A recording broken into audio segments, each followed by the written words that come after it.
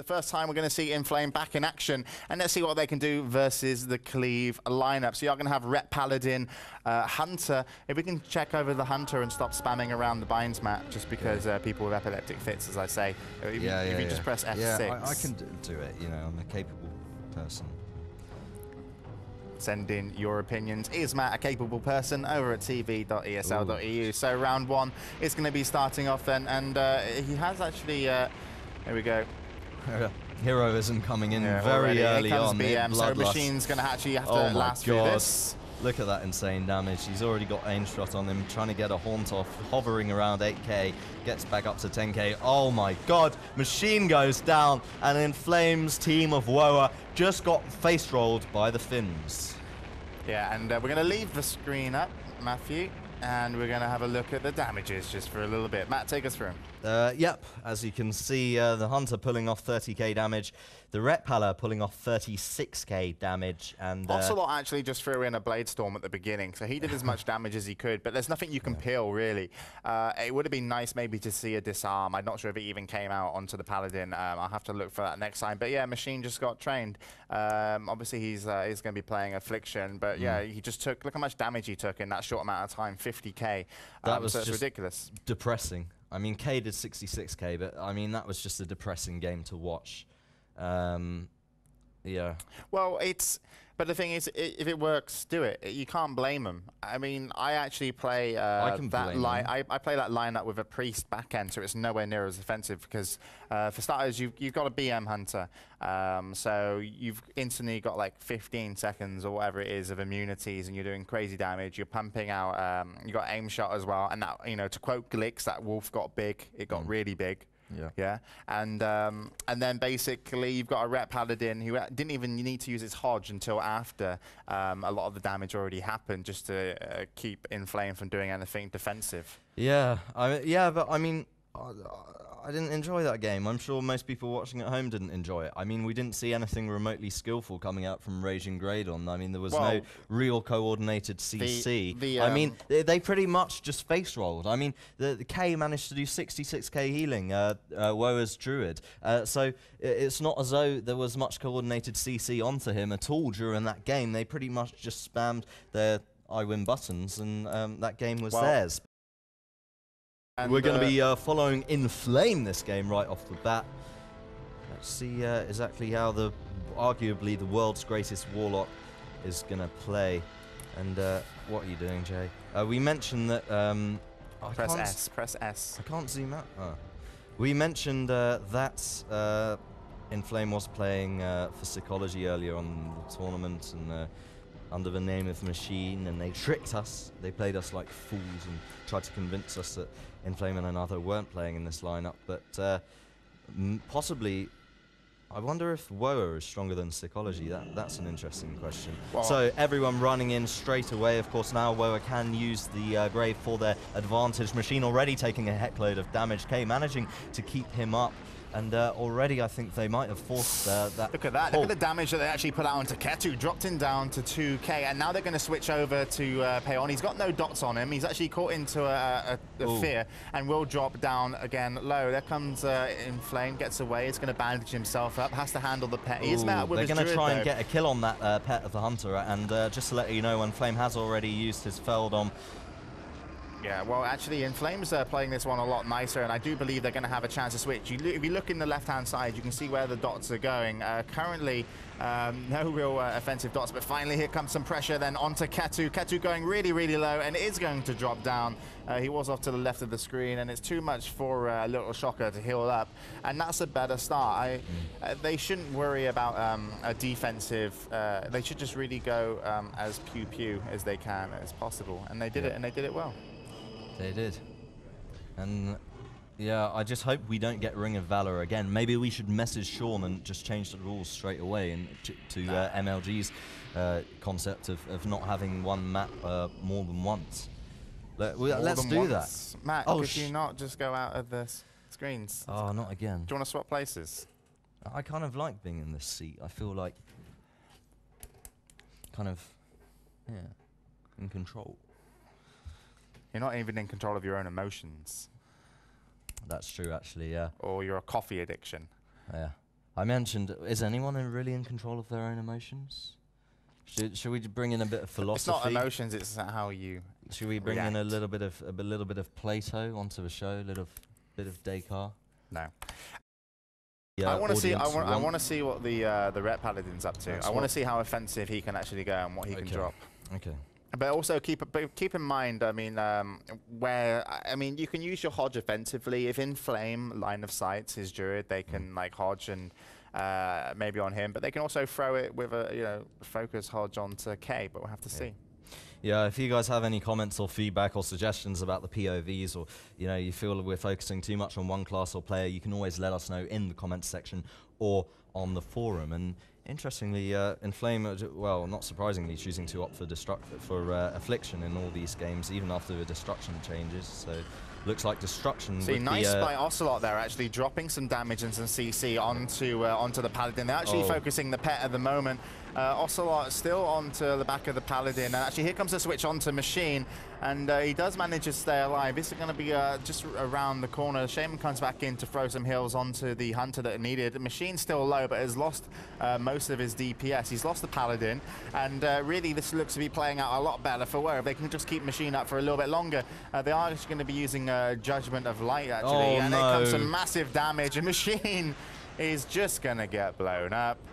And I mean, Little Shocker's actually feared. There was a fear hit onto Little Shocker, the Shaman, just before, and that wasn't broken by anything. He's actually been put in. They're actually going to try and play this out 2v2, and here we go. K has actually got an aim shot on him. Ocelot is going as strong as he can. He's actually got 2 low at the moment. Can they get some Cyclones or some control? And actually, nice switch there by Ocelot, actually onto Little Shocker, just for that split second, just to stop him from getting a heal through. Switches back onto the Paladin. Now, Paladin hasn't got Bubble available.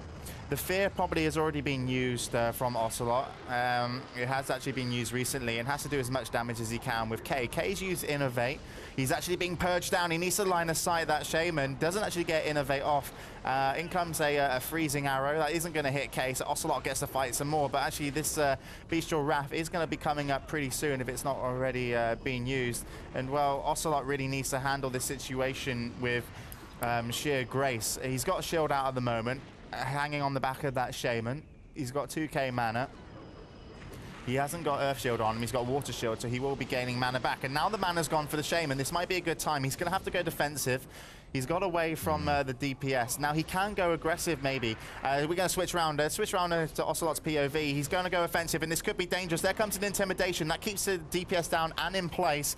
A nice Cyclone comes on, and maybe Ocelot can take down the Shaman. These guys, there comes a War Stomp. That's going to give him some breathing room, but too much damage surely is going to come in.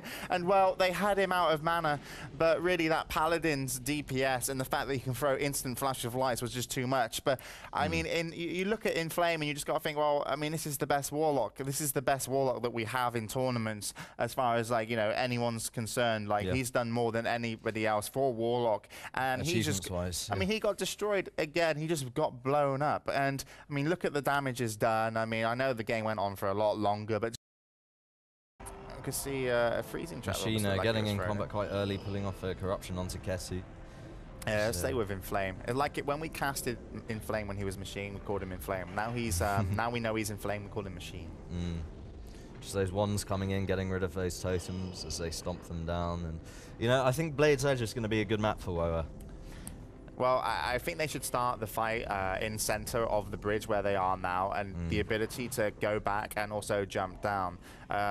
Machine's Demonic Portal, or sorry, In Flames, I don't actually see where that is, whether it's behind the pillar right at the back. Yep.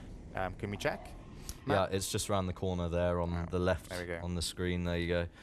Yeah, so I mean, he can line of sight damage, and that might be slightly more important, especially when he's going to have rolling hots on him from the beginning. You can see K is going to be drinking up. He's having to hot, and really, they're going to want to just kite this one off again. It'll be interesting to see how much damage they can do. Ocelot's going to go in. Actually, does get trapped. Is going to come out of that. It does look like it was a Devour, so nicely done by Machine, and already he has to drop down. Yep. Yeah, whether or not he's going to take the fight down. There comes the BM. Now, they can actually waste this BM if he teleports back, and that's what they should have done, yeah. So that BM is technically nullified, really. Fantastic and look at the damage play. onto the Paladin. And actually, look at the dots on him as well. This is really going to hurt him. In comes a Horn, almost an unstable affliction. Machine kiting off just a little bit. Going to bring his Fel Hunter back up. He's bunked up with the Druid, so not in so much a bad case. A nice Howl of Terror. That's going to be trinketed off, and Ketu will avoid some damage with a faint death. So we're going to see some damages. There comes a switch then, and he's already used his trinket, so he's only got deterrence at the moment, Ketu, to stay alive. In comes a spell lock onto the Shaman, a little bit more damage. There comes a really nice death coil. Gonna bring that warrior. The wolf is down, so I think it's pretty much instantly comes back to life though, with the spec that the BM is. So yeah, a really nice move onto Ketu there. They've put him into another Howl of Terror. Woah are just going to need to watch out for the next BM, to be honest. As long as they can handle it when it comes along, providing the game does go on for that amount of time, if they can handle it and they're prepared with the demonic portals and everything, then I think it's pretty much good game for Woah. This is going to be dangerous for Machine, though. And nice work from Machine to get out of that situation, gets some nice height advantage, still doing a lot of damage. In comes a Fear onto Ketu, just kind of keeping him in place. And well, the whole team of Raging Gradon are going to be dipping low.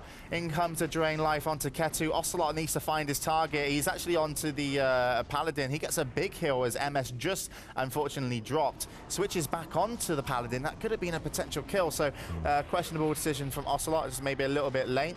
In comes a Fear onto the Hunter, I do believe. And once again, Machine gets out of there. Woah are just completely outplaying Raging Gradon at this point, but they, as I said, they need to just watch out for when those timers come back up for Raging Gradon. And and actually comes a Cyclone onto Little Shocker, and that Cyclone is going to be the end of the Hunter. And well, Machine, In Flame playing that one great. Ocelot played it fantastically as well, only one small mistake. But the trouble is that, I mean, they wanted to get onto the Warlock, but he has such an advantage here with being able to teleport up. I mean, the Paladin, what can he do? You know, freedom lasts less now through the patch.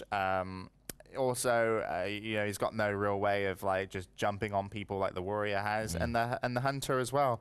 When he's BM, he's free. If he's not, he's going to require. So Ocelot doing a nice job keeping both targets, you know, CC'd with hamstring. Unfortunately, lost the MS onto the Paladin in the crucial point. Well, maybe it could have earlier killed, but really they played that great. But I mean, that map is kind of like, you know, you got Ring of Valor, we get Blade's Edge. We're going to bring it back even. So we really, I want to see these guys play in Nagrand. Yeah.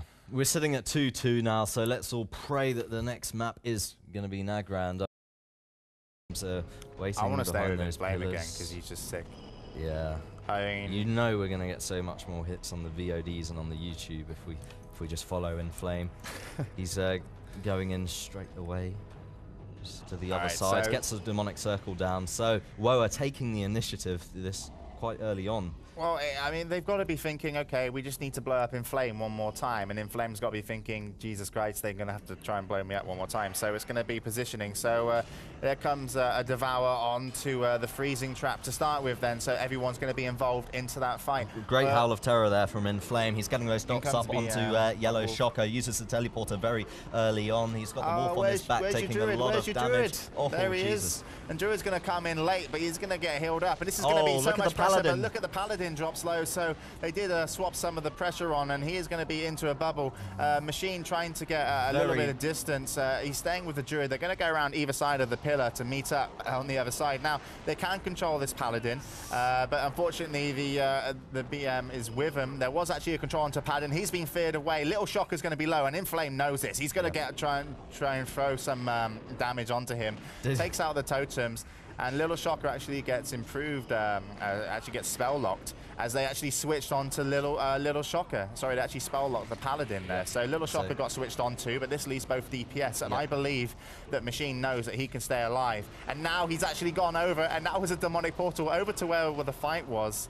And wow, really just such nice play. K's been switched on multi-target play, and I've really got a feeling that Pain could go down now. Divine Shield already used, down to 2.5k. Haunt coming in, Searing Pain, he does go down. Wonderful stuff from Woah, and that's what we all love about In Flame, and that's what we were expecting out of them. Top-notch play.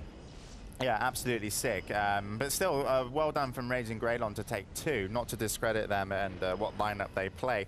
But certainly, you know, they've done themselves a little bit of justice so far. They've answered maybe some of their critics, but certainly, you know, In Flames also answered the question of who is the best Warlock, and it's Machine. So they will be going up against Inner Fire, the previous European champions, and as we said, it will be a grudge match after Inner Fire managed to take In Flames' previous team of Nihilum Plasma down in convincing fashion at Hanover.